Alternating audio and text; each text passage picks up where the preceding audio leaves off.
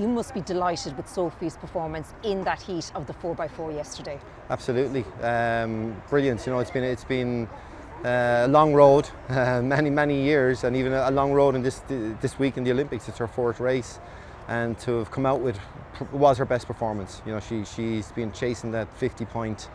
Either in a relay split or on the flat, and you know, she's finally got it on the biggest stage. Yeah, so. It's incredible, as you say. It's her 4th race in a week.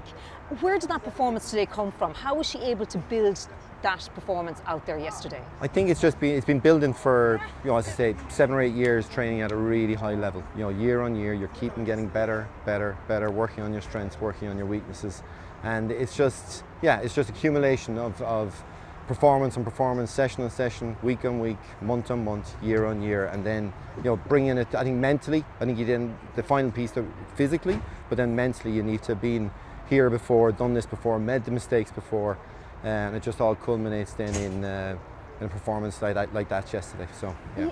Yeah, and like when you think back to a week ago, there was the mixed relay. She had her 400 metre individual heat. You know, she still went in the repechage.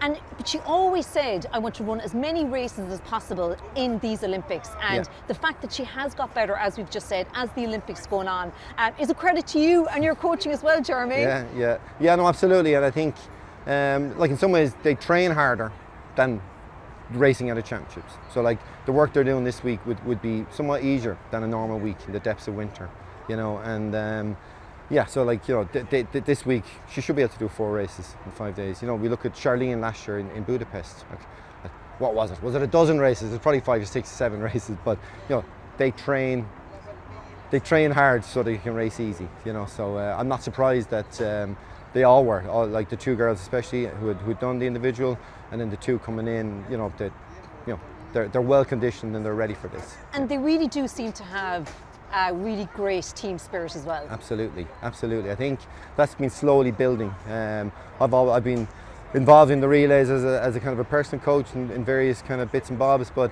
I always kind of looked at the Dutch, the French, the Belgians, other nations, and they seemed very tight.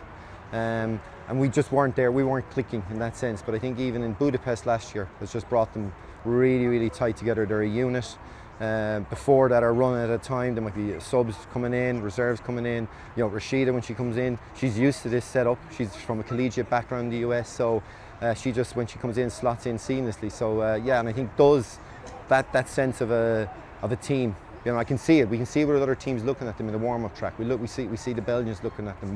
The girls were walking into the call room yesterday, and the Germans were coming in behind them, and they kind of stopped to let the Irish girls through. Never seen that before, you know. So wow, that's a sign, isn't it? Yeah. Of the progress that they've made. Yeah. Others are looking at us as opposed to us kind of going, wait, what are they doing? You know. So. And tell me about just that effect that Rashida has on, you know, that everybody else seems to be raising their standard. Have you found that yourself? Yeah, absolutely. With Sophie, so even with Rashida, it's absolutely, you know, Rashida's brought it to like a world class level, you know. But even after Rashida, then Sharlene has raised the bar. Sophie's raised the bar. Phil originally raised the bar, and now because of this, we've got people like Lauren, Kelly, Rachel, and other girls who are not here. Younger girls are kind of going, hey, I'm running 54 seconds. Must have stopped me in 4 years' time being on that relay team. Or 55 seconds. I'm 17-year-old. I've got now a pathway to be an Olympian. So that's all the way at Rashida, all the way down.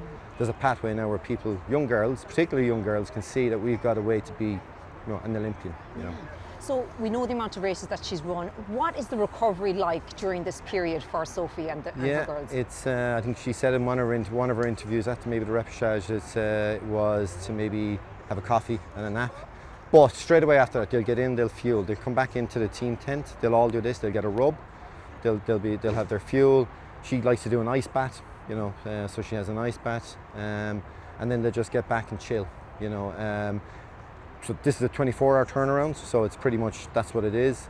If there was a 2 or 3 day turnaround, she might take a day off. She went down. She did a shakeout, some batting practice.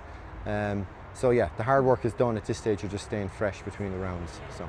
And what are you like while she's running? I'm actually grand. So we've a coaching. Our group is a coaching group. It's not me. I'm not just the only coach. We've Gerard O'Donnell and Aideen Sinnott. So it's like a co-coaching group. So a lot of times we're together.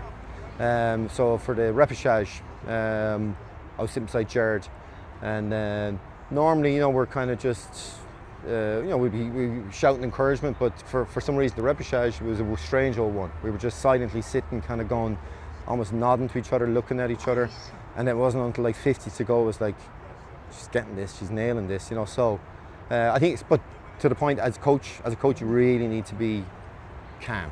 That's the most important thing. If you're nervous, leave that at the door. It's like leave the ego door. It's not about you. You need to be walking in, hey, it's all good, it's all good, you're great, you're looking great, your warm-up was great, your blocks were great there. So it's, being calm, being positive, not saying something stupid. Has that ever happened before? Well, yes. So cueing, that's an important thing in coaching. Like cueing is really important. What would you say, like, ahead of this evening's final? Like, what are the gist of those final words you'd say to her? So I realised maybe 2 years ago that Sophie was more experienced at this than me. So we can say very little to her. So Jared would have certain cues, Aideen will have certain cues, I'll have certain cues. But it really, with Sophie, she's got a simple plan, which is like she almost goes in autopilot to 250, and then she brings it home, right? She's got Jared's very good technically, so he'll be giving her very good cues out of the blocks. So she'll be just working her cues, and it's like, don't overcomplicate it. As I said, don't say something stupid. She's more experienced at this than us, so. Yeah. So, hopefully all things going well, Rashida will come into that relay. What do you feel is possible for them tonight?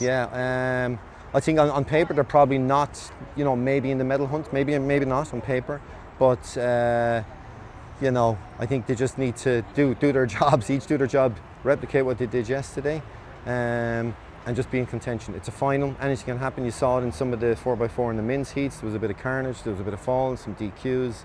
So I think just be there, maximise what we do, and then hope that others don't do the same. Yeah. But like to even make an Olympic final, yes. I mean that is such first time ever for women's 4x4. Yeah, I think we underestimate, like, athletics is a global sport. Like we get excited when teams get to qualify for Euros, whatever.